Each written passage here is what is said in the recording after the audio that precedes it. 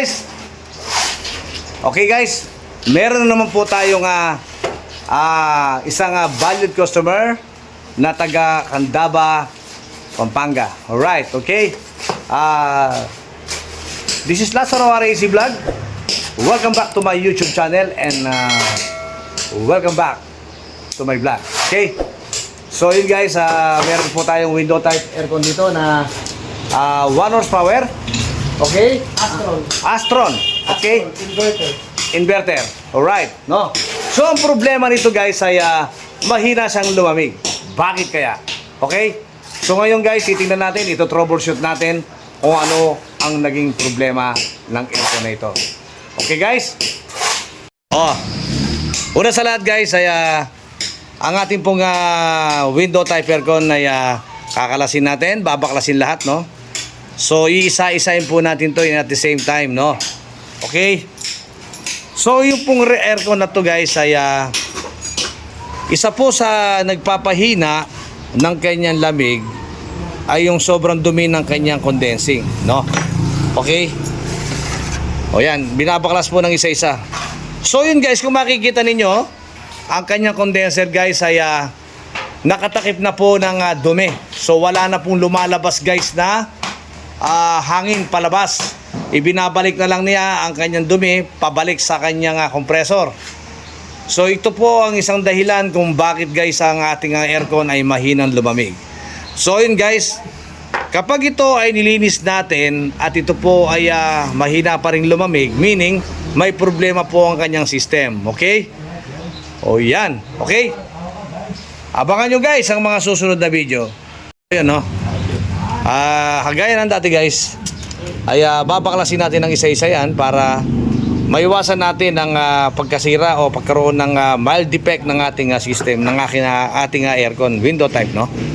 So kung makikita niyo guys, baklas na uli ang kanyang mga flarings, no? So itong kanyang electrical board na to, yung electrical box na PCB board, tatanggalin din po yan guys, no? So yan, no?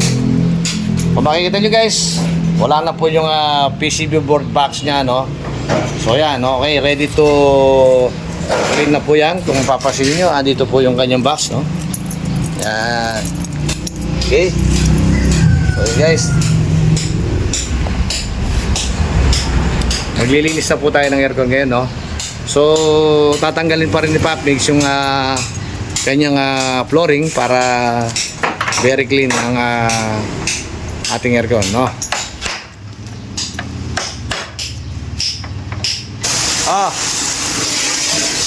Okay guys, kita nyo, nakabaklas na.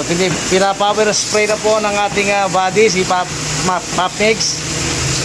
Pagkatapos po na i-power spray yan, wala nang dumi, di ba? Mag-a-apply po ulit tayo ng Lysosa, no? Para sigurado po tayo na mas malinis at mas malamig ang ating aircon, no?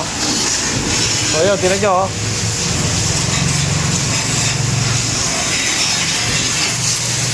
ayan yung kanyang mga kagalitan, no?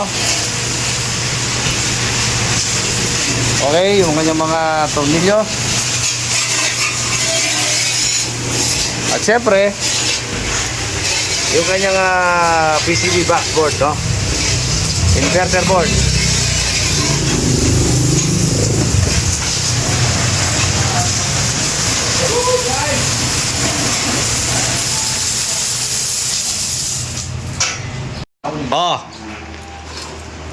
Natapos na pong linisin, no, ang ating aircon na window type.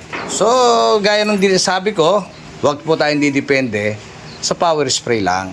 So gagamit po tayo uli ng Lysosa, no? Ayan, nakatimpla na po siya sa konting tubig, kalating timbang tubig na maliit, no? So maliit lang po yung timba na yun, yung ginagamit siya pang halo ng simento po, no? Okay? So yung isang baso, ganito po kasi yan, no? Ganito lang po siya, no? Titimplan lang po natin siya sa ganong karaming tubig, no? Para matapang siya, no? Okay? At syempre, malinis na rin po yung kanyang mga flarings, kumbaga, ay yung mga kanyang mga front cover, back cover,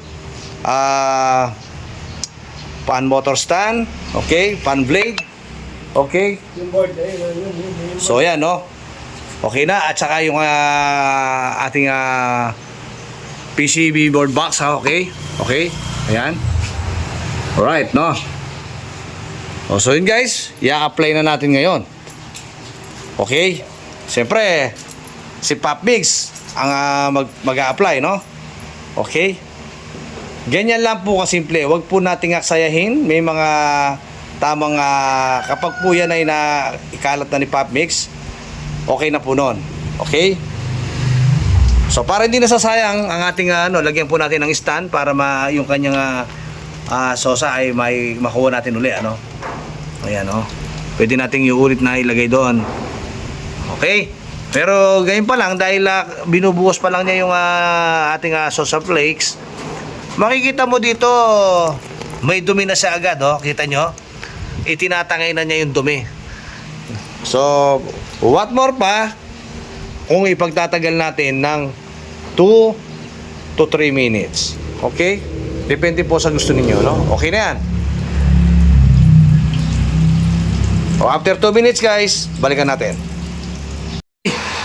So, i-apply na uli ni Pop Mix ang ating nakitirang sosa flakes sa timba, no? Okay? So, kung mapapansin nyo po, no, ang ating pong lysosa ay na-apply pa lang habang bumababa sa doon sa mga plates niya sa condensing. Kung matatanaw ninyo yung tubig, tingnan nyo, iba na kulay pagbagsak dito. So, iyan talaga ang magandang panlinis sa ating mga condensing, ano, sa ating mga aircon. Okay? Titingnan nyo, kulay puti yung tubig. Pagbagsak niya rito guys, ay kulay dilaw na may mga parang latak-latak na parang jelly, no? So, yon. Habang bumababa yung ating lysosa dito sa ating condensing, itinatangay niya yung dumi pababa. Ayan, okay? So yun guys, ganun lang kasimple, no? And then after that ay ano na po yan, ipa-power spray na po, no? Para mas lalong bumaba at lumabas yung dumi na nasa loob ng condensing ng evaporator at ng condenser. Okay?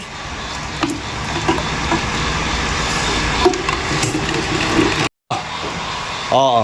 Oras na para spray na po natin, no? Gamit ang ating power spray. Okay?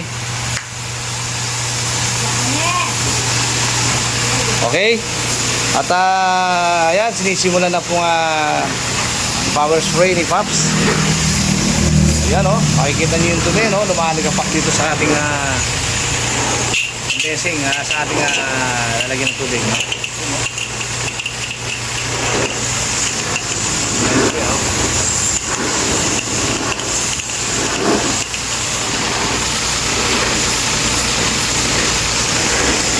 So yun guys, ganun lang kasimple, no?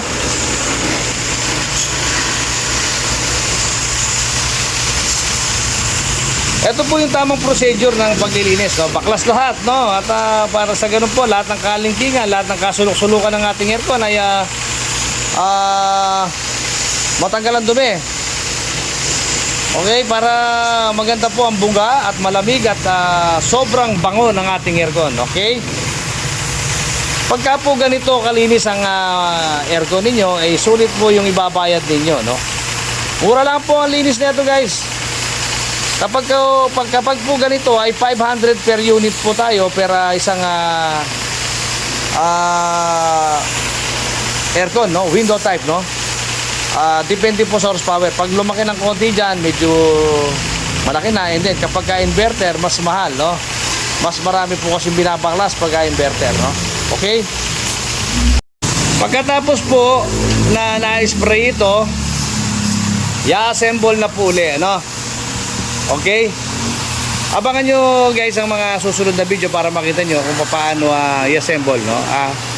Siguro hindi na po siguro mo kailangan, no? Pero sa mga baguhan, madali na po yan para sa inyo, no? Sa mga datihan pala. Okay? Okay guys. Tapos na po yung aircon natin. Makikita nyo po, napakalinis ano. At yan po talagang maganda po ang pagkakalinis niyan guys, no? Okay? Yan, no? Kung makikita nyo guys, talaga namang wala po kayo makikita dumi, no? Kahit kaunti lang. Ito po ang tamang procedure guys ng paglilinis ng ating window type, no? So in behalf of my friends, my kumpare, paring Nards ng Candaba, Pampanga, si Baredo, paring Nards Baredo, no? Na San Agustin, Candaba, Pampanga. Mega love shoutout sa iyo pare. Maraming salamat sa pagrekomenda mo sa amin sa Lazaro Refrigeration and Air Conditioning Services. Okay? So yun guys, hanggang dito na lang po ang ating video. Hanggang sa muli guys, no? Tapos na po ang ating video sa pamamagitan po ng aking buddy, si Pop Mix. Alright guys? Okay? Natapos na po muli ang ating window type aircon. Okay? Kung nagustuhan nyo po ang ating video guys, huwag nyo pong kalimutang mag-like and share and subscribe. And don't forget to click notification bell para lagi po yung updated sa aking mga video guys. Okay guys, magandang buhay po sa ating lahat and thank you for watching.